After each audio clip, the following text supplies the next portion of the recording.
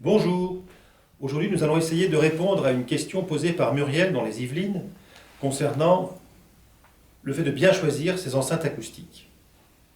Alors comment bien choisir ses enceintes acoustiques? La première des choses à considérer, c'est la taille de la pièce dans laquelle vous allez installer vos prochaines enceintes acoustiques. En effet, il existe un rapport d'énergie entre une enceinte et la pièce dans laquelle elle va être installée.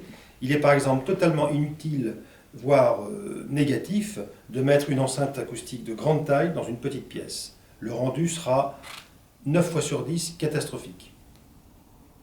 Donc déjà, bien se faire conseiller sur la taille de l'enceinte à choisir, de sa capacité à diffuser l'énergie par rapport à la pièce dans laquelle elle va être installée. Deuxième élément important, le nombre de voix. En fonction de son équipement en amplification particulier, on va déterminer le choix de son enceinte. Si on a un petit amplificateur de qualité mais pas très puissant, on va par exemple éviter les enceintes qui ont trop de haut-parleurs sur leur façade. Plus vous avez de haut-parleurs, plus l'enceinte est difficile à driver.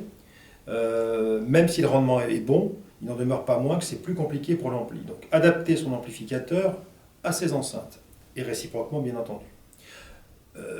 Un élément très important également est le rendement de l'enceinte. On parle de rendement, on parle de puissance. L'élément clé, c'est le rendement.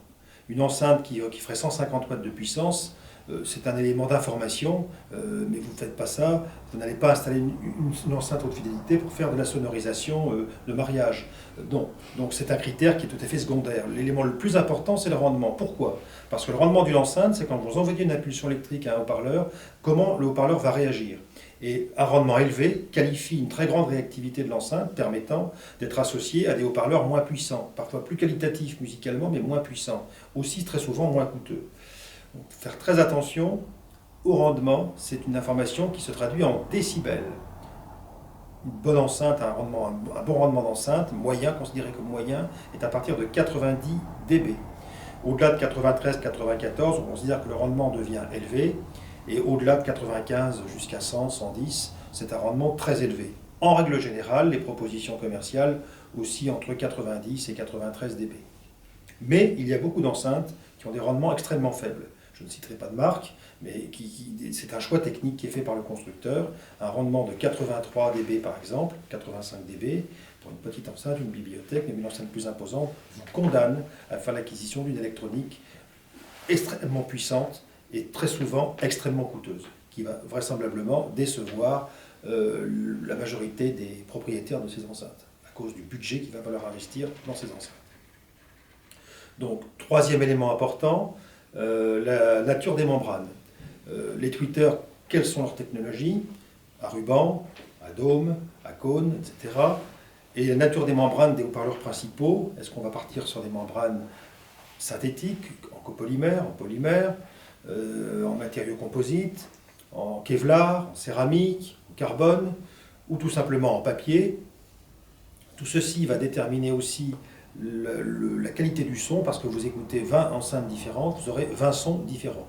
Donc il y a vraiment des sonorités différentes qui sont dues à tout un tas de critères, mais en particulier, la nature des membranes va vous donner une sonorité différente. Là encore, l'association avec l'amplificateur sera à prendre en compte. On ne va par exemple pas prendre une membrane en copolymère, en synthétique, à la sonorité en exagérant un peu teuf-teuf, avec un amplificateur très mou, un peu pachydermique, si vous voulez, qui va rendre une écoute un peu sombre, un peu lourde, finalement une écoute très lointaine de la réalité.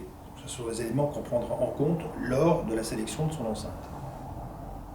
Voilà quelques éléments très importants qui simplifient déjà les choses dans le choix. Nombre de haut-parleurs, rendement de l'enceinte globale, typologie et type de haut-parleurs, les membranes en particulier. Tout ceci vous permet déjà de resserrer le scope, si je puis dire, avec une enceinte dont la taille soit adaptée à la pièce. Pour une pièce de 20 mètres carrés, par exemple, on privilégiera une 2 voix, une bibliothèque de voix sur pied ou une petite colonne avec un gras médium de 17 cm. C'est largement suffisant, même pour les fréquences les plus graves qu'on veut entendre. Voilà pour cette information. J'espère que nous avons répondu à Muriel. N'hésitez pas à nous relancer sur le sujet. Bonne soirée, à bientôt.